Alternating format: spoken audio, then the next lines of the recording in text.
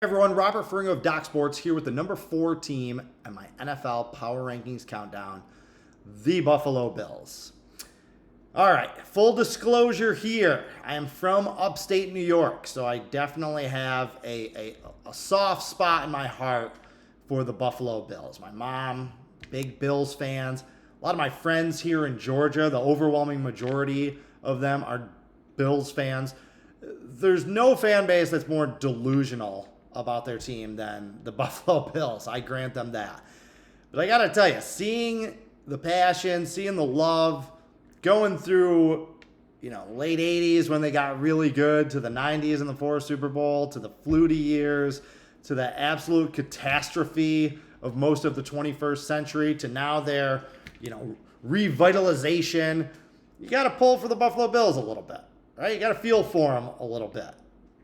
You want them to get that one Super Bowl win that makes all those other heartbreaks, the 4 straight losses, the Music City Miracle, the 13 seconds in Kansas City, wide right back to Norwood. That kind of puts some of that to bed. They got a little Boston Red Sox, Chicago Cubs thing going on with them, really, when you look back for the history. Like, at a certain point, you got to pull for the underdog.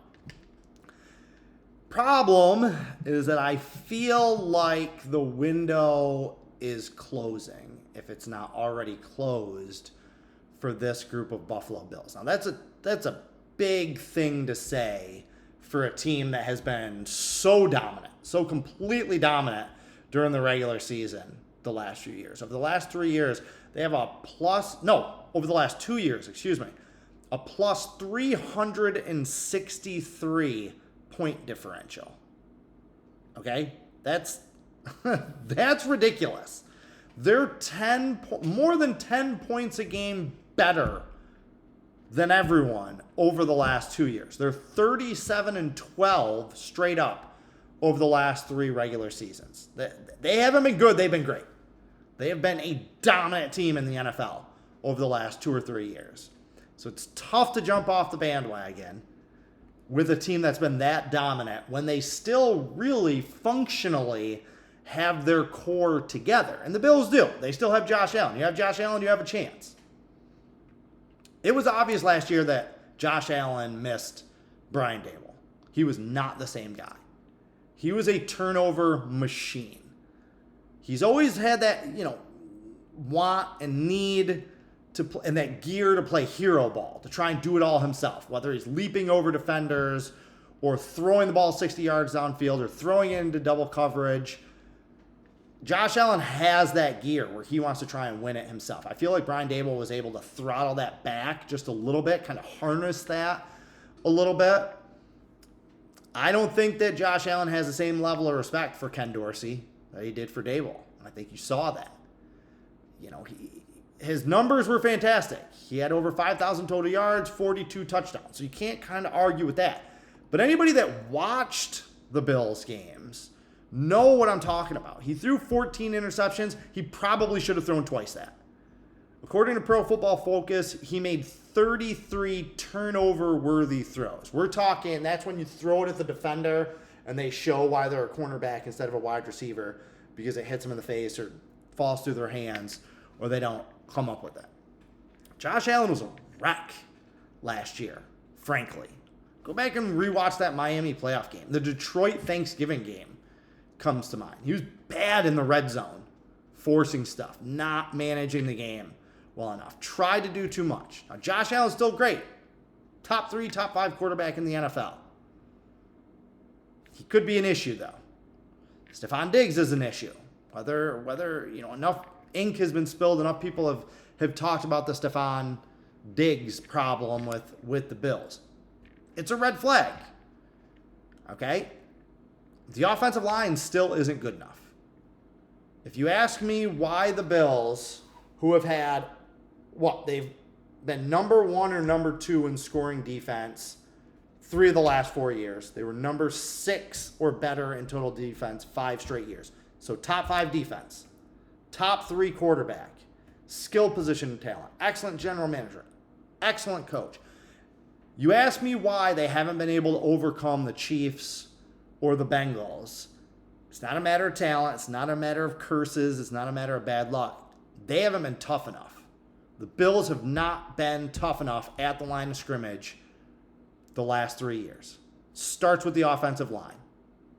Oh, yeah, hey, they were what? They were like number 5 in the league or top 5 in rushing last year. Top 10 in rushing, something like that. A lot of that was Josh Allen. All right? They're number 2 in yards per carry. A lot of that was Josh Allen taking off and running. Top 10 running game. It wasn't the offensive line.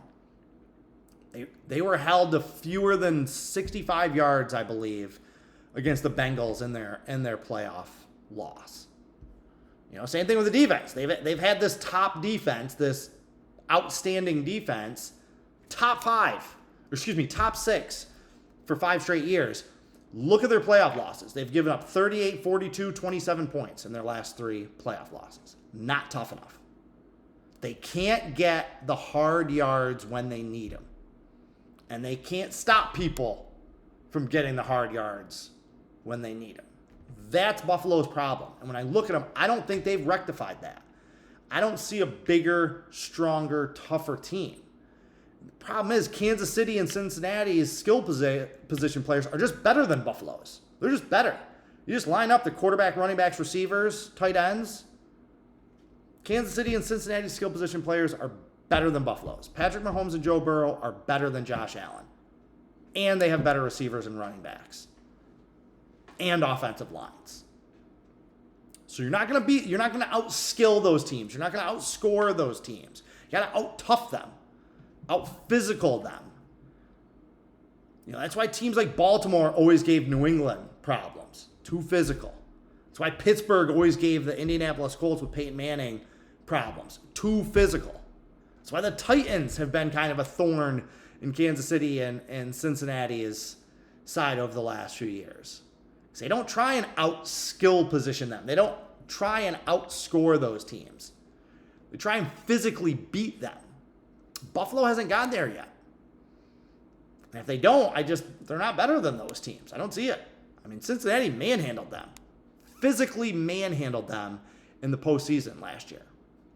Then you look around at the rest of the AFCs, particularly the AFC East. Miami's better, the Jets are better. By a lot. I don't think Buffalo's going to win this division this year.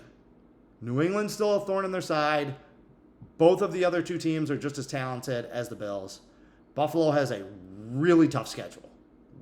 Absolutely loaded schedule this year. And it gets to a certain point when winning in the regular season, dominating in the regular season doesn't matter as much to these teams. I think we're going to see that a little bit with Kansas City this year. These teams know, these players know, these coaches know that they're not going to be judged by what they're doing in the regular season. They know they're good enough to make it to the playoffs. They know that they're going to be judged by Super Bowls, championships, what they do in the postseason. Mentally, at a certain point, that's going to set in with this Bills team. That domination, that plus 363 point differential over the last 2 years, at a certain point, that's going to wear out. And we're starting to see it, right? The market is starting to catch up with this team. In 2019, 2020, they went 21-11 against the spread. They were one of the best teams in the NFL against the spread over those 2 years. In 2021, they went 10-7 against the spread. Still really good. That's 31-18 against the spread over a 3-year period. That's money, baby. That's good. Last year, they weren't over 500 against the spread. This year, they're not going to be over 500 against the spread. I will bet any amount of money right now that if we did season win totals on teams against the spread record at the end of the season, Buffalo's going under. They are not going to be profitable if you bet them every week. They will be 8-9 against the spread or worse this year. I would bet any amount of money on it. Now, that brings us back to the season win total. It's 10.5. That number is a little bit too low. It should have been 11.5. It should have been right there with Kansas City and Cincinnati. And I think San Francisco's at 10.5 too. There's a few other teams that are at, Philadelphia is at 11.5. I feel like Buffalo should have been right there at 11.5. At 11.5, easy under for me. 10.5, looking at their schedule, I actually still think that this team can get to 11 wins. As much as I've trashed them in this video, it's not that I don't like them or don't enjoy them, and that it's not that as if they don't have one of the best teams in the league. They have a really favorable schedule. It's not an easy schedule because the division's loaded.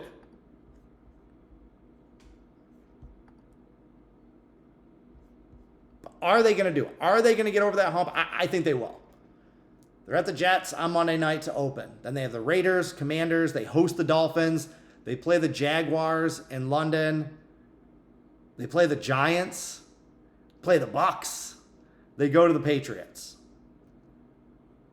Those are their first 8 games. Jets, Raiders, Commanders, Dolphins, Jaguars, Giants, Patriots. They could win 6 of those games right there.